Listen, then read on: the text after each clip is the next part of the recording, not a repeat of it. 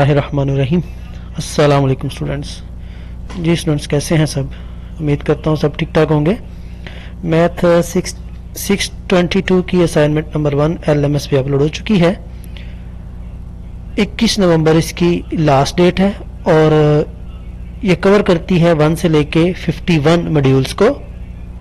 2 question है इसमें, तो चलें क्वेश्चन नंबर 1 की तरफ बढ़ते हैं पहले। और ये स्टूडेंट्स उन स्टूडेंट्स के लिए है जिनके section incharge doctor Mohammed Zubair हैं। तो ये डॉक्टर मोहम्मद ज़ुबैर वाले सेक्शन वाले स्टूडेंट्स इसी को अटेम्प्ट करें। चलिए क्वेश्चन नंबर 1 की तरफ बढ़ते हैं। Particle is moving in a 2 dimensional force F y I x k j from the point 0 0 to point q 2 to 4. If this particle moves by 2 different tracks, y is equal to 2x and y is equal to x square, then find the force field is conservative or not conservative. तो सबसे पहला काम ये कि हमने check करना है कि फोर्स जो है वो कंजर्वेटिव फील्ड पे लग रही है या नॉन कंजर्वेटिव फील्ड है। तो उसके लिए ये ग्राफ दिया हुआ इतना क्लियर नहीं है, यानी हूँ आपके पास ये सारा डाटा ऊपर ही है, इसी से हम क्वेश्चन को अटेम्प्ट करेंगे। तो कंजर्वेटिव और नॉन कंजर्वेटिव के लिए हमें कर्ल का इस्तेमाल करना पड़ता है।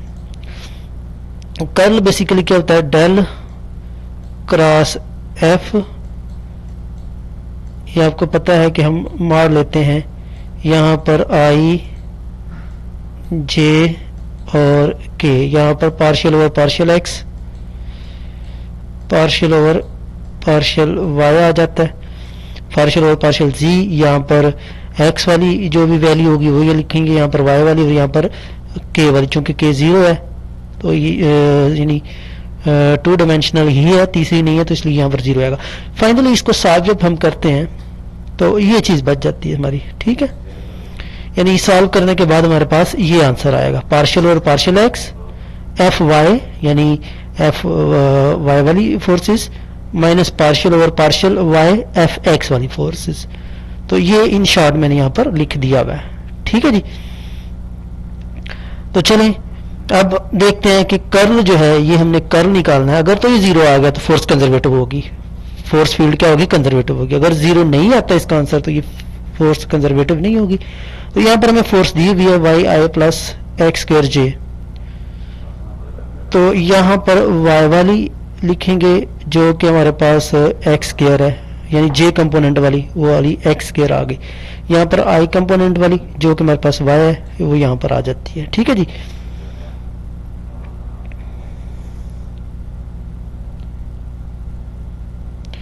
ओके, डेल क्रॉस एफ, तो इसको जब सॉल्व करेंगे तो ये 2x आ गया, 2x इंटू के,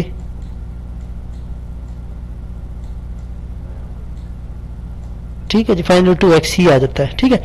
late validate this two different part. अब हम दोनों पार्ट पे इसको चेक करेंगे।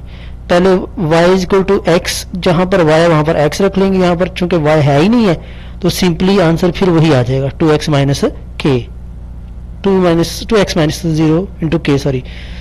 तो इसमें भी ये नॉट 0 आई है, यानी 0 के इक्वल नहीं है, ठीक है।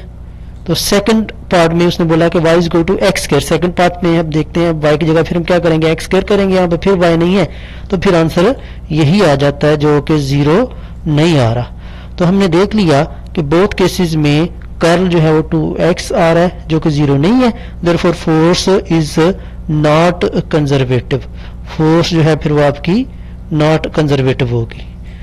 तो यही इसका आंसर है। तो स्टूडेंट्स आपसे रिक्वेस्ट है कि आगे बढ़ने से पहले चैनल को सब्सक्राइब कर लीजिए ताकि आपको बर वक्त एक्यूरेट और करेक्ट सोल्यूशन मिल सके।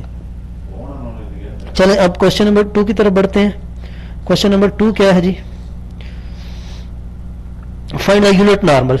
यूनिट नॉर्मल हमने निकालना है। Unit normal mean n vector निकालना है, n यूनिट वेक्टर निकालना है। इसका फार्मूला वो हम आगे देखते हैं। इस सरफेस पे और ये पॉइंट पे, ये सरफेस दी हुई है, यानी इस सरफेस पे और एक पॉइंट है 2 माइनस 2 एंड 3, यानी x में ये 2 पॉइंट पर आ रहा है, ये 2 पे, ठीक है। और y में जो है वो कितना है, -2 है, और z में कितना है, 3 है।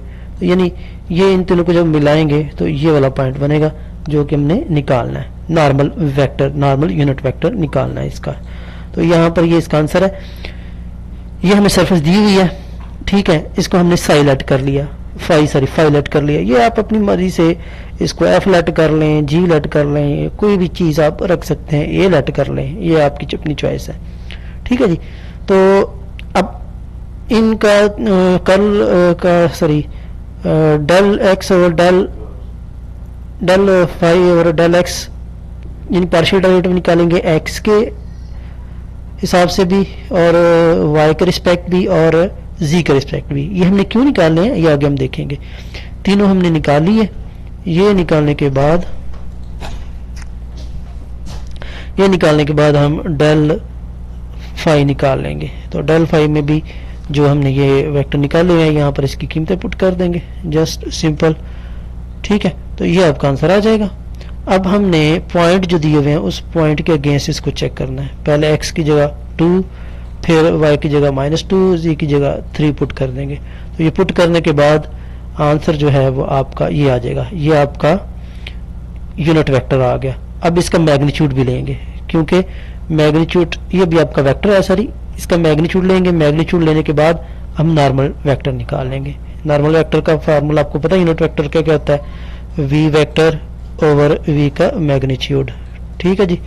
तो ये निकालने के बाद जब फाइनल हम देखेंगे तो इसका आंसर आएगा 1/3, 2/3 एंड 2/3 आई जे के साथ वैसे आ जाएगा। तो ये आपका फाइनल आंसर है।